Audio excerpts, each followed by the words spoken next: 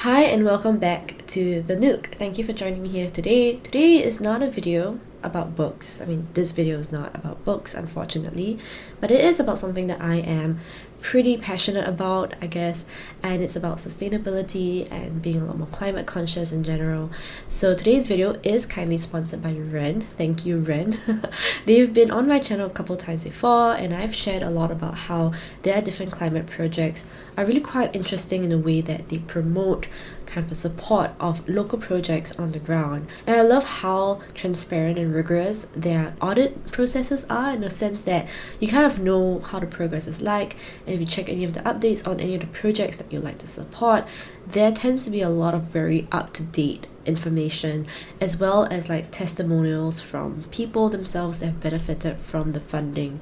Carbon offsets is just one small part of like a bigger system. We all know that, it's not just that one thing that you have to do. It has to be an effort in all fronts, and that's why today I will be talking about some of the things that you can do in your daily life, like quite directly, if you're really unsure of what to do other than just like donating or kind of just voting.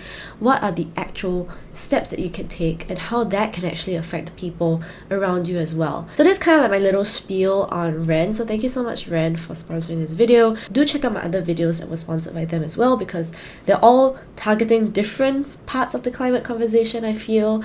Not just like being more climate conscious, but also kind of like supporting other content creators that talk about the climate as well. So that's that. Do check out the link down below. The first 100 people that sign up using the link down below will have additional trees planted in their name. So that's pretty cool. And thank you once again, Wren, for supporting my channel so consistently over the past few months. Yay. Now let's talk about some of the sustainability swaps that I have, or just general tips I have for being a lot more sustainable, eco-conscious in your everyday life. And the first category I want to talk about is hygiene. Yes, hygiene.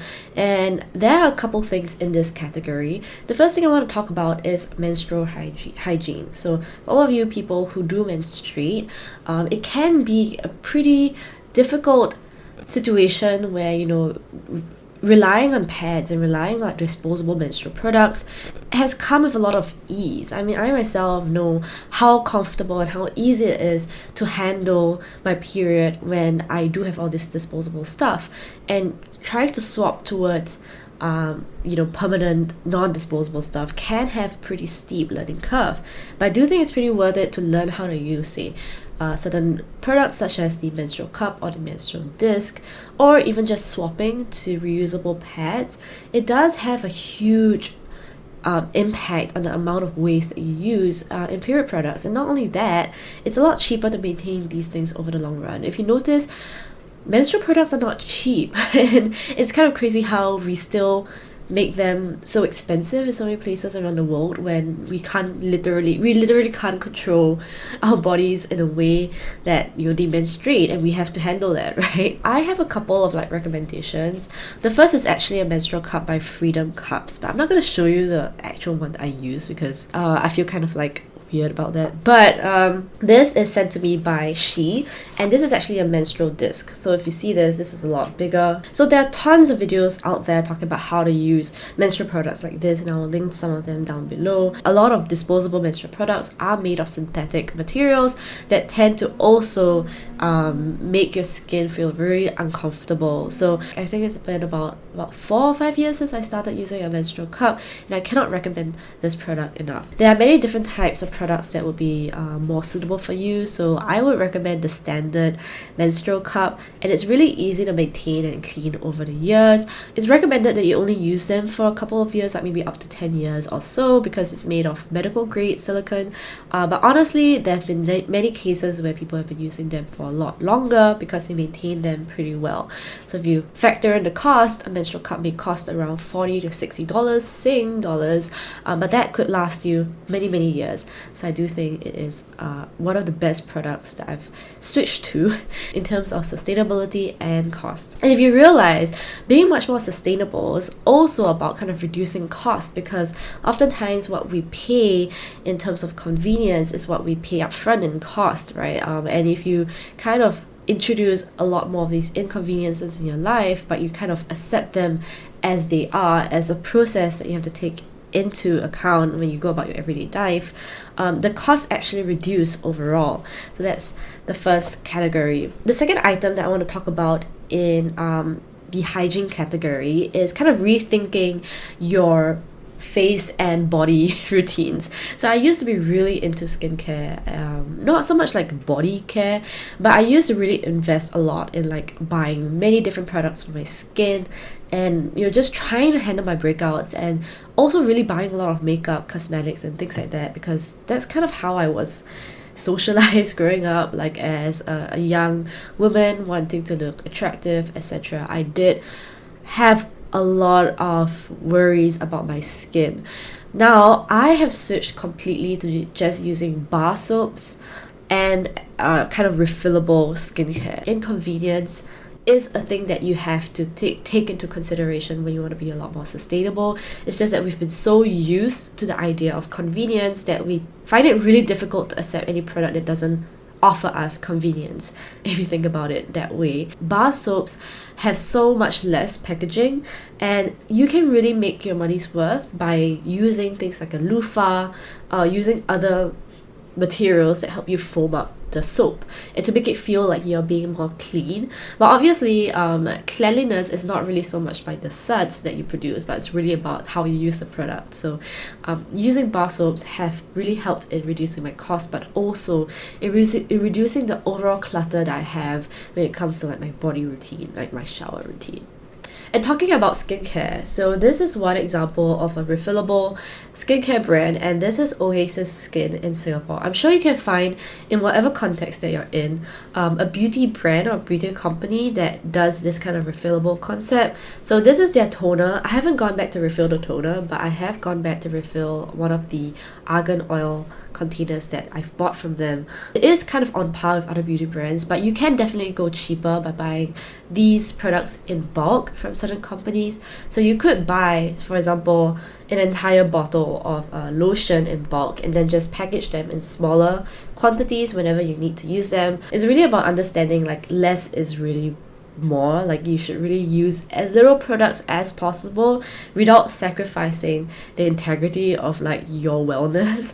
So I think for me, I really cut down on my skincare routine. At one point I was really just using a cleanser and just a moisturizer, which worked well for me. And again, my face wash is a charcoal soap bar. Are there other things that you can do, such as say improve your diet, drink more water, get more sleep, and maybe these things have a better impact on how your skin is doing rather than this whole list of products. Now, moving on to the category of food. Now, this is really common. I know a lot of people have told you many times to get things like lunch boxes and like bottles and all that. So yeah, I mean, those are pretty standard. I'm just going to show you some of the stuff that I have. So the first thing I want to talk about is lunch boxes. So I used to bring something like this around. So this is a bento box that I actually bought in Japan, and it comes like this. Like it comes in a little stackable portion. This, I would say, is really ideal like if you are packing food to work every day. But of course the portion is really small, and this is a very specific lunchbox, which is obviously meant for packing food. But I know these can get really expensive at certain points. So honestly, having a Tupperware like this just works. I mean, you probably have something like this at home, right? For me, I recommend using something that's like glass. Although it is heavier, I do think that it holds food better, especially if you do eat a lot of gravy, you eat a lot of spices. If you use plastic containers, I don't know exactly how safe they are in the microwave, but also they tend to stain really easily and the oil doesn't get off very well. I recommend actually looking around your pantry at home and to see whether you have any Tupperware that you can actually use already. And it doesn't have to be like for a lunchbox. Like it doesn't have to be specifically designed to be a lunchbox. Honestly, you just need a container that is microwavable and can hold a sufficient amount of food that is enough for you, right? So yeah, so this is from IKEA, so it's pretty standard. This was something that I already had at home before it became a lunch situation. Another thing I really want to recommend is this tingkat, and it's traditionally like something that people use to pack food, like takeaway food, back in the day. You can get these for pretty cheap in Singapore at like certain mama shops, but I don't know how you can get them overseas. I'm sure you can still find them maybe at certain Asian marts, or maybe you can get someone to bring it in for you or things like that. The tingkat has been really useful in kind of bringing food around for like a bigger group of people. Okay, now let's talk about like cups or like containers for your drinks. So first of all, I guess the standard a lot of people have is the hydro flask. This is expensive, I'm not gonna lie, and I don't know whether it's really worth. I got this as a present, so I'm using it very well. A hydro flask this size I think is great for not just bringing your water around, but also in the case that you want to have certain hot drinks or cold drinks throughout the day. One great thing about having a bottle like this is that it is quite like multi-purpose, like not just for water but for all sorts of liquids, and it's relatively easy to clean because the inside is metal. But I don't want to encourage you to buy new things. If you can find secondhand like items like these, I'm pretty sure a lot of people got them as gifts but they don't really use it, so you can find them secondhand in a lot of places. But also, like, you know, I find that you can definitely use something that you already have at home. Let me just show you an example. I'm pretty sure you have something like this, like a tumbler at home that, you know, someone bought and never used. So this one again is from IKEA, and it served me pretty well. You know, there are all these coffee brands that are advertised as like, oh, reusable cups for coffee, and they are really expensive. So I mean, I do have a coffee cup that I paid $40 for. After using it for a couple of years, I don't think it's really worth getting a cup that is designed just for coffee. Honestly, it really doesn't matter as much if you do have the perfect latte art when you get back to wherever you came from. I worked with coffee for a couple of years. I don't think it's necessary that you have to buy a reusable cup just for coffee. But if you're really like hung up on having the right proportions for coffee, you can still get something that looks a bit more like a coffee cup. I suggest that if you are looking for something that's specifically for drinks, that you get something with a lid that closes fully like this. This is to ensure that there is no spillage, and this cup actually comes with a feature of like a suction, so it doesn't actually move, like it doesn't actually fall down. It is plastic, however, so it's not, say, necessarily the best in maintaining the temperature of the coffee, but I do think if you're gonna drink your coffee pretty quickly, you're supposed to drink it within like 10 minutes or 30 minutes of getting your coffee. And if you're expecting your coffee to be hot after that, then maybe you shouldn't buy a hot coffee to begin with. You should probably just not drink the coffee. Or you could buy the coffee later and drink it fresh later. You see. But really, honestly speaking, there is no need to buy anything new when it comes to containers. I'm pretty sure first, if you check your pantry, there will be certain leftover cups and forgotten containers that you can use and repurpose. If not, you can definitely ask around if you have friends or family, any containers that they do not use. If not, you can check out secondhand markets, where I'm sure these things are pretty common as well. So there is no need to buy these items firsthand. You can definitely look for, you know, established Tupperware brands that have good quality designs on the secondhand market. You can get certain like hydro flask bottles like I mentioned before. Do your research on these products first and then find them secondhand as much as you can. Also, I can't believe I forgot to mention this. This is like post filming that. A big part of food is also the diet that you choose. And again, I'm sure a lot of videos out here have already told you that one of the best ways to be more sustainable with your food is to choose to go plant-based or like to eat locally. And I have a lot of like thoughts about this. I do think it is still very important to go plant-based as much as you can, and so I tend to say that I prefer vegetarian or vegan food every time I go out. There's two things. First, obviously, it is you are choosing to eat plant-based foods that tend to be much more ethical and sustainable than the usual meat-heavy stuff that you see. There's a lot about that.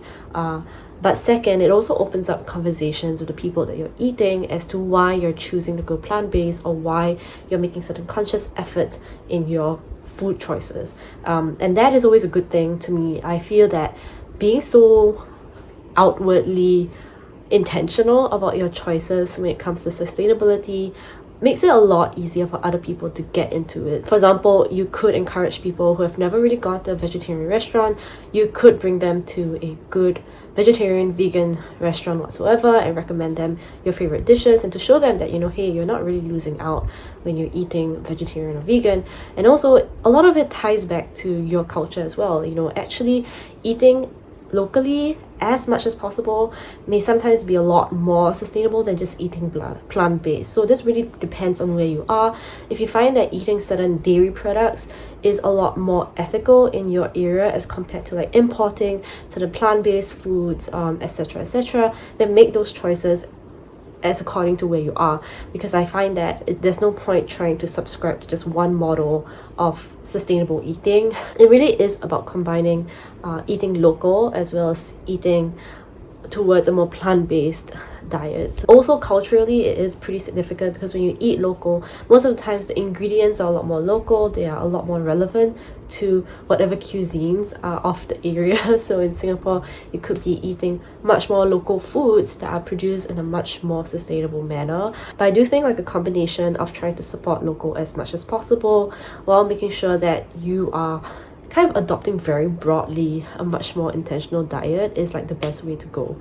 I'll link down below some of my most favorite vegetarian, vegan restaurants in Singapore that you can check out. Also, I really encourage you all to like cook at home as much as possible as well, to just be a lot more conscious about your food, but also it gives you a lot more control over what you're eating generally, because outside, like, it's not very, I mean, at least in Singapore, it's still not so common to have a lot of vegetarian or vegan options.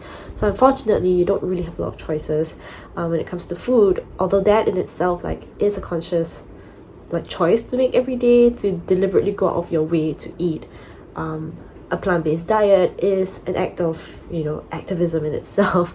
So yeah, I guess give and take, and cooking your own food is one of the best ways to make sure that you're getting your nutrition while being a lot more like educated about the food that you're eating, etc. So I recommend that as well, as much as possible. So that's just on the food part. Yeah.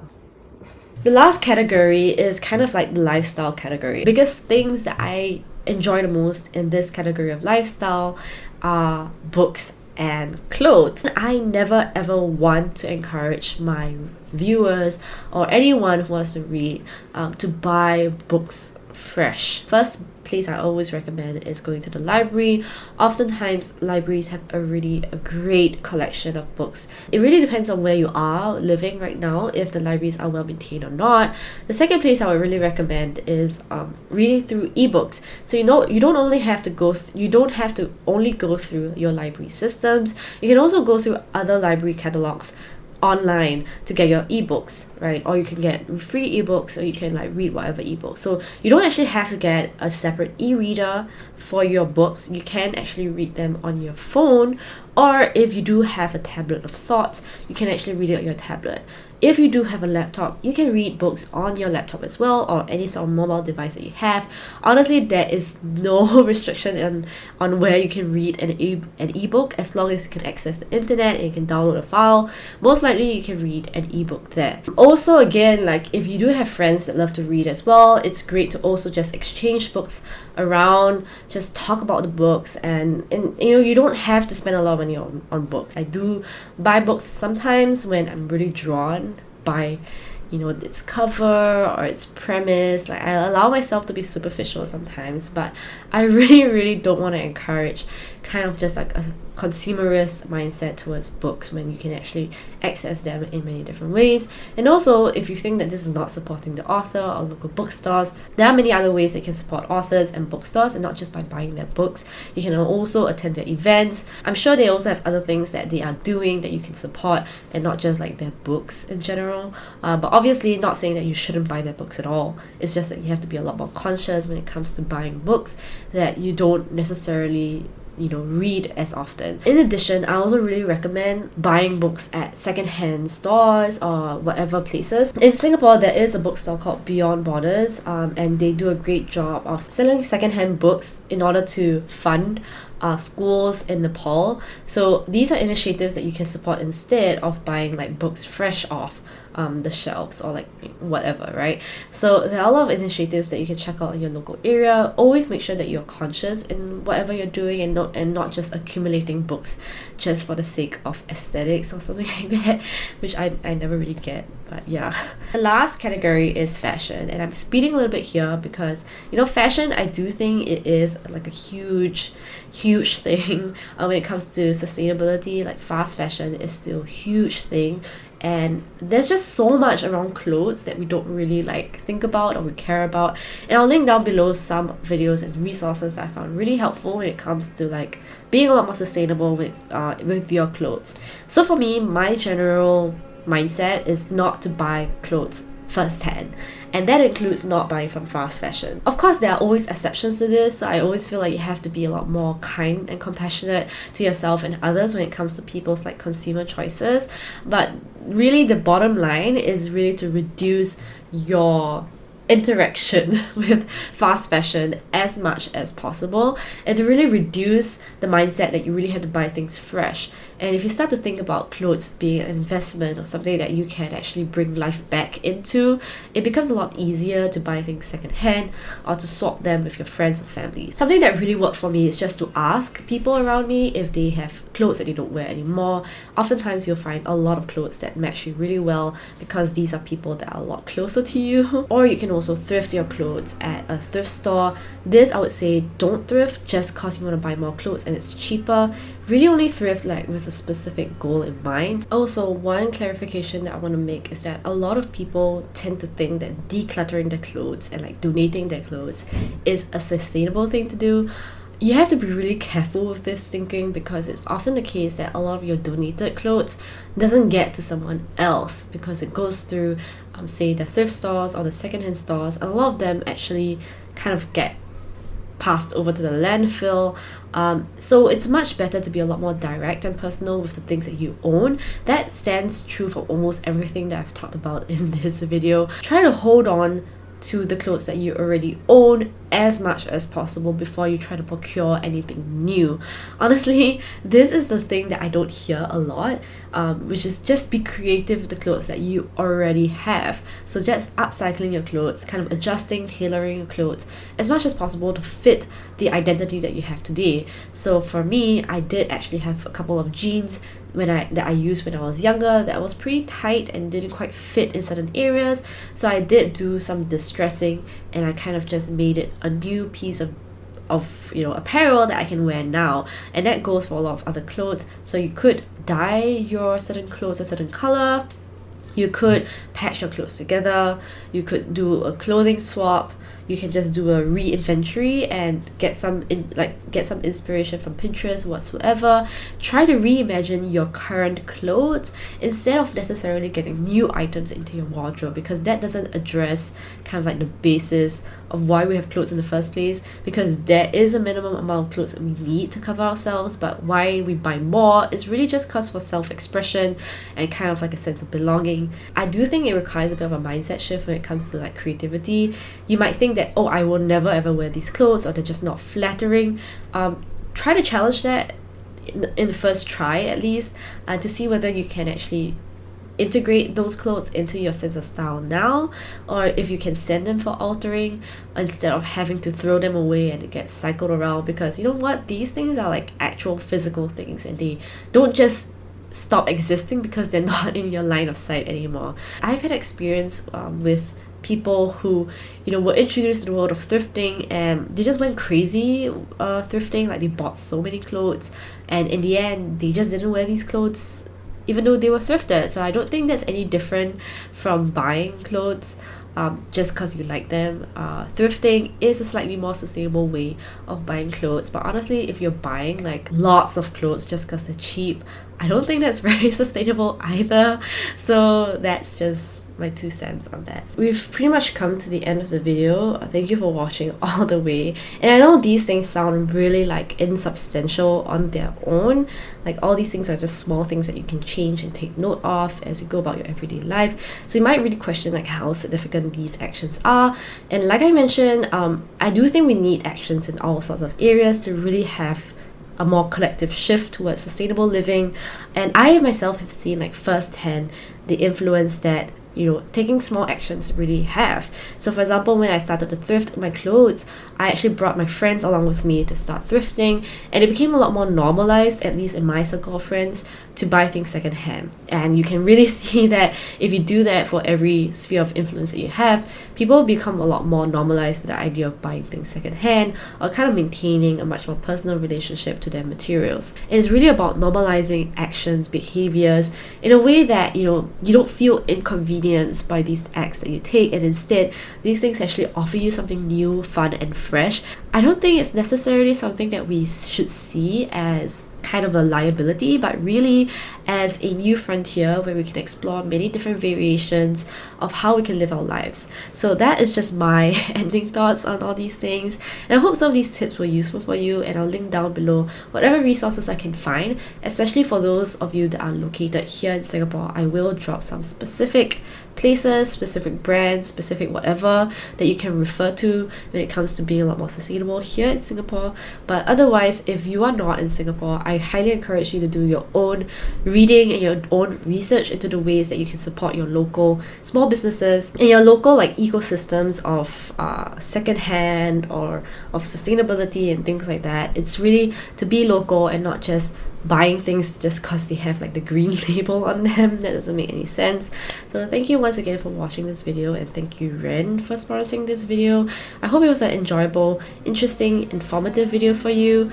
And again, the construction is never ending on this channel, but thank you, and I hope you stay well, rest well, take care of yourself, and yeah, you deserve all the good vibes. Yeah, thanks, and I'll see you in the next video whenever I can, and yeah, take care. Bye.